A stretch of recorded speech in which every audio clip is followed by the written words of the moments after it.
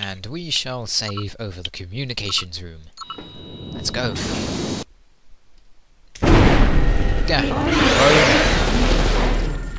Repeat, the automatic defense system is active. Come on, stop ringing.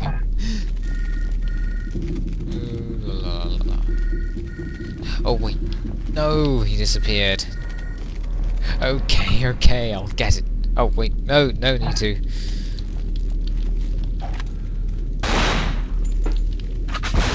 Too late. Far too late. Area cleared. Doors unlocked. Thank you very much. I've got the C4. I've marked the places for you to set the charges. Start with the underwater elevator, then take care of the bridge control room, which is next to the scientific module, and finish with the room before the heliport gate. I'll meet you there when I'm done. Hold on, we're going to start with the underwater elevator. Okay. Yeah, the underwater tunnel elevator. That's the small one, right?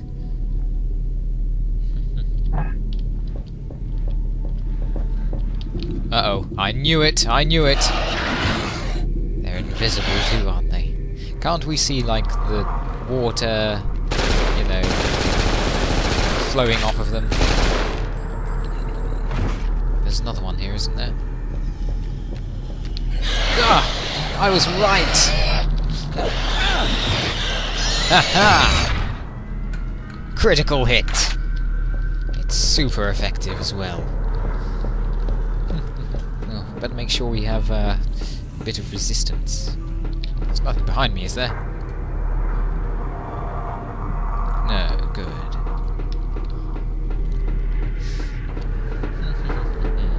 Yeah, if you didn't notice, it said shoot there, so I shot.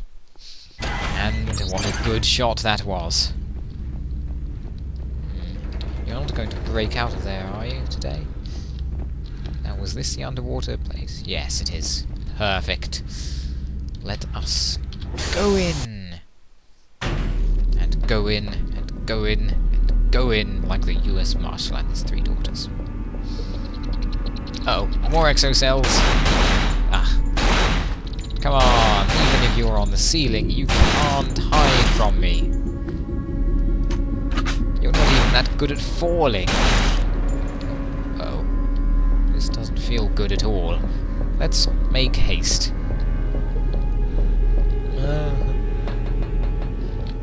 Yes, save. Something's going to happen. I can feel it in my bones. Wait a second. Is that the right one? Yes, it is. Okay, then. Oh, we're low on ammo for this.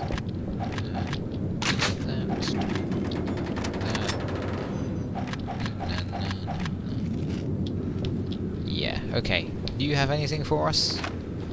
Oh, pistol ammo. Thank you very much. More pistol ammo. Excellent. What's this? Oh, pages from Bakarev's diary. Okie doke. October 16. We have obtained excellent results with the latest strain of Victor's serums. However, while they are preventing the exocells from killing their hosts, the poor souls continue to undergo hideous and painful mutations. The serum also seems to speed up certain phases of the process. What we are creating here can only be called monsters, and all monsters kill their masters, of course. One of the experimental subjects is driving me mad. I don't understand why Victor insists on keeping his failures. This thing is constantly bellowing and climbing the walls and ceiling of its cell. It is a good thing that it hates the light, otherwise it would be virtually uncontrollable. But the shouting, it goes on all night. The sound of it chills my blood. Hate the light, eh? Are those the things we've been fighting all day? It stared at me all day in the lab. I could feel its eyes on me everywhere I went. A. Karev and L. Bartlovich have noticed my fear of it. Why won't Victor destroy it? Today, I caught that creature trying to take apart its cell. I swear it started smiling at me when I saw it. I forced it back into a corner with a strong light before fetching a technician, M. Pirev, to repair the damage. It howled the entire time as if to let me know that someday it will come for me. October 22. It has apparently acquired new powers. I spent all day watching it, and to my horror I discovered that its howling made all the lights in the entire scientific module go out.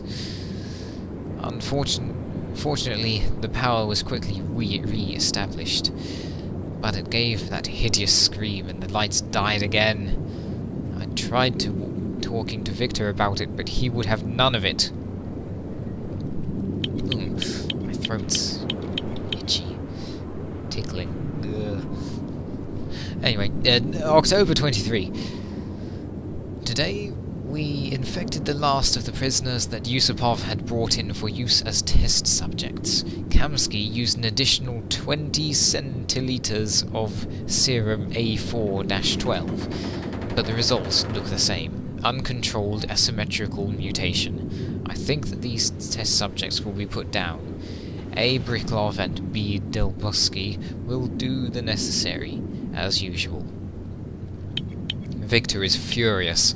Like me, he feels that we are on the verge of a breakthrough, and that only a few more subjects are needed. Whilst I do not feel any remorse, my sleep is haunted by terrible nightmares. Even if the test subjects are dangerous criminals, they deserve better than this. I will be glad to go back to working on apes and other lesser creatures. October 29. One of Anishenko's men went missing today. November 1. November the 1st, rather. Yeah, that sounds right. An experimental specimen vanished this morning. I do not mean that it escaped. It vanished. All that could be seen was a slight disturbance in the air, like some sort of heat mist. It is terrifying to think of the powers that we may be unleashing here. November the 2nd. We have established beyond all doubt that the missing specimen is still in its containment cell. Its aggression and insanity must have reached a threshold, after which it started bashing itself against the walls of its confinement in an attempt to escape. When it struck hard enough to injure itself, it faded into view for a moment, and tried to escape. Clearly, injury renders it visible. Is this its last trace of humanity? Oh. November the 3rd. We have taken to filing this specimen's chamber with a fine mist. A filling, rather, which enables us to better observe it. Its appearance is most strange, and death no longer seems to be at work. November the 4th. 2 more guards. A. Barov and B. Martinev. Hey, why do you say A there? Of course. The developers were French, I think. In fact, some of the configuration files are half French and half English, which is very weird indeed. Anyway, those 2 guys have disappeared. Anishenko is accusing anyone and everyone. Victor is strangely calm, arguing that they probably got drunk and fell overboard. Well, that's stupid of them, wasn't it? Who gives these people alcohol in a sea like this? This is plausible, yet these mercenaries crave only their weapons, alcohol, and yet Victor's lack of concern is disquieting. I wish I could believe him. How disquieting. Disquieting. When I came into the lab this morning, it was clear that someone had been working there all night. I immediately suspected C. Kombiev and D. Fernandenko. 2 assistants I don't trust. I asked Victor about it, and he said I was imagining things, that I have been working too hard. He was the last person here whom I kept a little trust. I often think of my university friend, D. Florianov. I should have taken his advice, but it's too late now. Why are you referring to all the men by their surnames? It's rather odd. Anyway, we're going on to the next part now. We spent most of this part in just reading. Oh well.